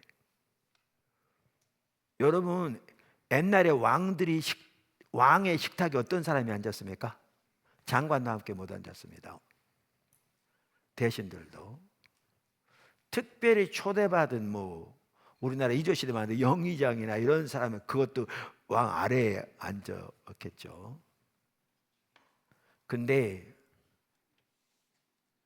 그 하나님의 기름 부음 받은 자로서 오셔서 성령이 그 위에 임하셔서 하나님 나라를 가져오신 그 구속자. 우리가 이제 예수님 부활 후에 알게 됐지만 하나님의 아들이 오신 건데, 그럼 그때는 아직 거기까지 몰랐다 할지라도 그분의 식탁 교제에 세리들을 초대하셨습니다. 이거 어마어마한 내용입니다. 이거는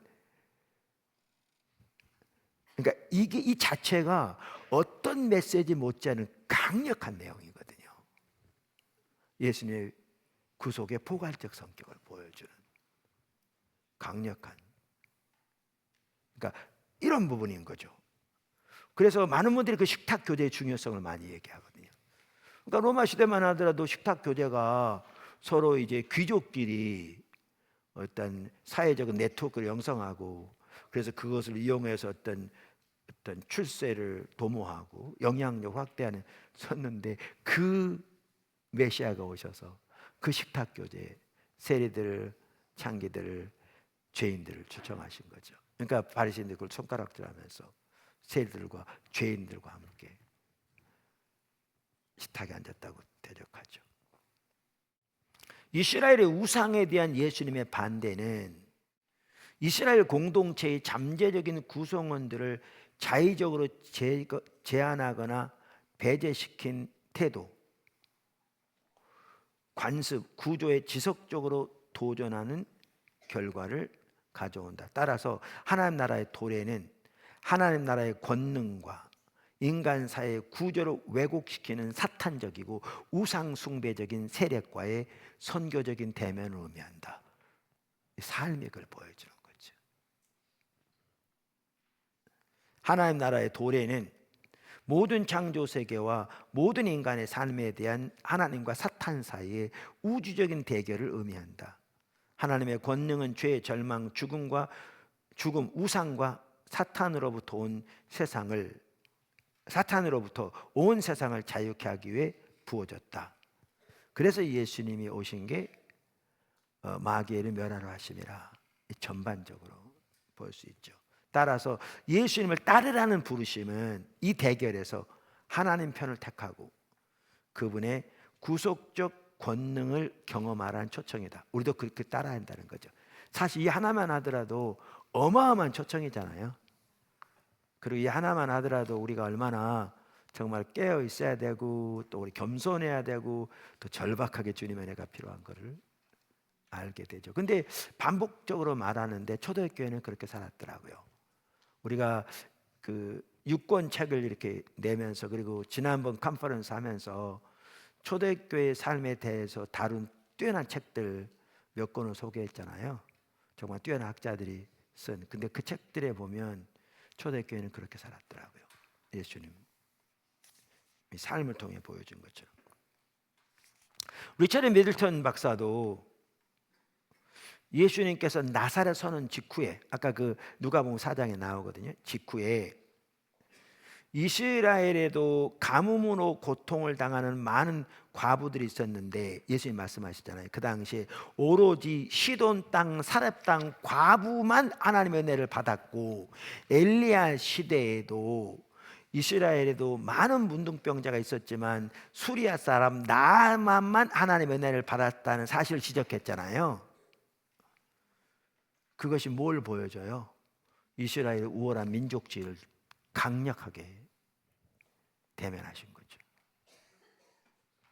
강력하게. 그러면서 이 사실을 언급하면서 리처드 미들턴도 이렇게 말합니다. 이런 예들을 통해 예수님은 하나님 나라가 1세기에 많은 유대인들 사이에서 건널 수 없는 시면으로 굳어지고 있었던 유대인과 이방인 사이의 대립을 무너뜨리고 있음을 청중에게 분명히 이해시키려 하신다. 또한 예수님은 가난한 여자와 유력한 남자에 관련한 두 예를 드심으로써 남녀의 위계 질서와 빈부의 차이 내지 특권층과 소외계층의 차이를 실질적으로 해체시킨다. 민족, 성별, 사회적 지위와 상관없이 모든 사람은 하나님의 은혜의 수혜자가 될 수 있다. 그러니까 이런 부분들이 예수님께서 직접적으로 말로 표현해서 가르치는 부분도 있지만, 아까도 말씀드린 대로 예수님이 그 당시 문화에서 사신 삶을 통해서 우리에게 보여주신 하나님 나라의 포괄적 성격이라는 거죠. 정말 중요하고, 또 이걸 통해서 우리가 문화를 구속하는 삶, 또 우리 문화 가운데 선교적 삶을 산다는 게 무엇을 의미하는지 그것도 매우 잘 볼 수 있거든요. 매우 잘. 그래서 사실 이 부분이 매우 중요해서 제가 시간이 많지 않아서 나머지 부분 여러분 좀 읽어도 충분히 이해할 수 있으니까 하고 지금 설명했습니다. 마지막으로 이제 거기 다루고 있는 게 뭐냐 하면요, 이겁니다. 그 예수님의 하나님 나라는 두 단계로 임하잖아요. 이미 하나님 나라가 임했어요. 그리고 예수님 다시 오실 때 하나님 나라가 임해요. 근데 지금 임한 나라가 하나의 다른 나라고 앞으로 임할 나라가 또 다른 나라가 아니에요. 지금 이 나라가 앞으로 완성되는 거죠. 같은 성격의 나라예요. 그러니까 지금 이미 임했지만 온전하게 임한 건 아니고, 그래서 already not yet이라고 표현하잖아요. 이미 임했지만 아직 온전한 건 아니다, 그 말이죠. 앞으로 그것이 완성되는 거죠. 그래서 오늘날 누구든지 하나님 나라 어린아이와 같이 받아들여야 그 사람이 그 나라에 들어가게 될 거라고요. 동일한 나라를 말하는 거죠. 그러면 앞으로 완성될 하나님의 나라가 어떤 나라인가를 보면 오늘 임한 하나님 나라의 성격이 어떤 나라인 걸 알 수 있는 거죠. 그러면 우리가 요한계시록에 보면 앞으로 임할 하나님의 나라가 어떤 나라인가는 명확하게 볼 수 있죠. 거기에서 명확하게 볼 수 있죠.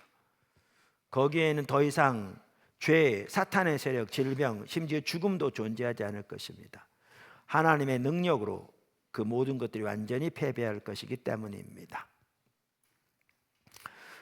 그러므로 우리가 오늘 하나님 나라에 들어가거나 하나님 나라를 받은 것은 죄와 그 세력으로부터 인간의 삶을 회복하고 치료하고 자유케 하는 하나님의 능력을 경험하기 시작하는 것입니다. 그래서 예수님이 감당하신 그 하나님 나라의 사역은 앞으로 완성될 하나님 나라의 성격을 그대로 반영했습니다. 너무나 당연한 거죠. 그렇다면 예수님이 구현하시고 선포하신 하나님의 나라가 얼마나 포괄적인 것인가 라는 것을 거기서도 볼 수 있습니다. 이렇게 중요한 부분들이 있으니까 나머지 읽어보세요. 꼭 제가 지금 시간이 거의 다 돼서 시간 정해놓은 건 아니지만 그래도 10시까지 마치려고 그러니까 거의 다 돼서 지금 덤성을 하고 있으니까 무슨 내용인지를 아시니까요. 그러면서 폴 스티븐스가 이걸 잘 정리하고 있거든요. 이분이 그 일터 사역에 대한 뛰어난 책을 쓴 분이세요. 그 사랑의 교회에서도 여러 가지 그 과목들을 만들어서 대학 같은 식으로 이렇게 성도들을 무장시키던데 일터의 사역에 대한 그 교수로는 폴 스티븐스가 이렇게 초청한 것 같더라고요. 커리큘럼에 보면 뛰어난 분이거든요. 그 폴 스티븐스 박사가 모르티머 아리아스의 책을 참조하면서 예수님께서 선교하시고 구현하시고 실행에 옮기신 하나님 나라의 포괄적 성격을 매우 잘 정리하는데요. 모르티머 아리아스는 하나님 나라에 관한 고전적인 책에서 사람들이 어떻게 그들의 생각과 행동을 통해 하나님 나라를 여러 모양으로 환원시켰다는 말은 여러 모양으로 축소시켰는지를 이렇게 왜곡시켰는지를 묘사해요. 그 사람들이 하나님 나라를 때로는 이 세상과 역사의 몸부림에서 벗어난 초월적인 영역으로, 이 말은 뭐냐면 그 하나님은 죽어서 가는 그 영적인 세계로 그렇게 축소시킨 사람도 있고, 이거를 그 환원시킨 사람도 있고, 또 어떤 사람들은 제도적이고 가시적인 교회로, 또 어떤 사람들은 예수님의 재림이 몰고 올 대재난으로, 이건 뭐냐면 초임한 7년 환란, 이거 하나님 나라로, 그런 뜻입니다. 어떤 사람은 구원의 내적 체험으로, 어떤 사람은 성령의 세례로, 어떤 사람은 혁명으로 인한 새로운 사회 질서로, 이게 해방신앙 같은 거죠. 이렇게 환원시켰다, 축소시켰다, 왜곡시켰다, 이걸 지적하면서 스티븐스는 그와는 대조적으로 예수님이 선포한 하나님의 나라는 과거와 현재를 통틀어서 총체적 성격을 가지고 있다는 것을 강조합니다. 그러면서 예수님이 지원하신 하나님 나라는 개인적이고 사회적이고 내면적이고 구조적이고 청지기적이고 창조 세계적이고 인간 상호간의 차원 모든 것을 다 망라한다. 총체적이다. 그러면서 이렇게 말합니다. 첫째, 그 나라는 죄사함을 가져온다. 성경 구절 거기 있습니다. 둘째, 그 나라는 치유와 온전한 삶의 회복을 가져온다. 셋째, 그 나라는 죄인들, 가난한 자, 부자와 더불어 공공연하게 음식을 나누는 자리를 마련함으로써 공동체를 회복시킨다. 아리아스는 먹고 마시는 행위는 곧 선포의 행위였다. 사회에서 죄인 취급받는 자와 소외된 자들과 공공연히 음식을 먹는 행위는 그 나라의 새로운 질서를 선포하는 예수님의 가장 도발적인 행위였다. 아까 제가 왜 이번 30주년에 삼겹살 파티 하려고 그런 줄 아세요? 여기서 아이디어를 얻었어요. 네, 성도들이 모여서 이렇게 음식을 같이 먹는 것 그것만 하더라도 하나님 나라에 매우 소중한 의미가 있어요.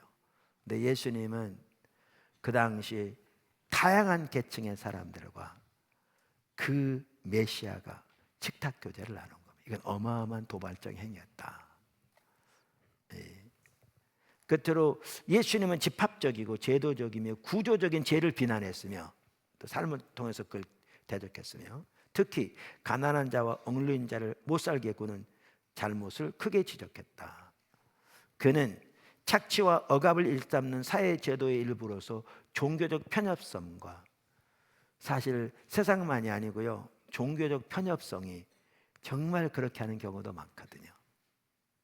우리 주변에 정말 신앙이라는 이름으로 자기의 편협한 신학을 가지고 얼마나 많은 사람들을 정죄하고 얼마나 많은 사람들에게 해를 가하고 얼마나 많은 경우에 분리시키고 억압하고 압제하는지 정말 심각하거든요. 심각하거든요. 편협성과 우상 숭배적인 성격을 지닌 서기관 제도를 비난했다. 예, 이제 이런 걸 보더라도 우리는 예수님이 구현하시고 선포하신 하나님의 나라가 이렇게 어떻게 포괄적인가를 볼 수 있습니다. 그래서 우리의 선교는 창조 세계에 대한 청지기직, 경제정의, 공동체 건설, 하나님과 관계 회복, 공동체 회복, 이웃을 돌보는 일, 당연히 복음 전도를 포함해서 또 양육을 포함해서 이 모든 것들을 포함합니다. 그게 성경이 말하는 복음의 포괄적 성격입니다. 이제 내일은 신구약의 구절들을, 대표적인 구절들을 다 이렇게 주장하게 그런 구절들 토대로 한 거긴 한데요, 그래도 우리가 직접 성경에 나오는 핵심적인 구절들을 직접 살펴보면서 어떻게 성경이 복음의 포괄적 성격, 구속의 포괄적 성격을 말하고 있는지를 살펴보려고 합니다. 아멘. 기도하겠습니다.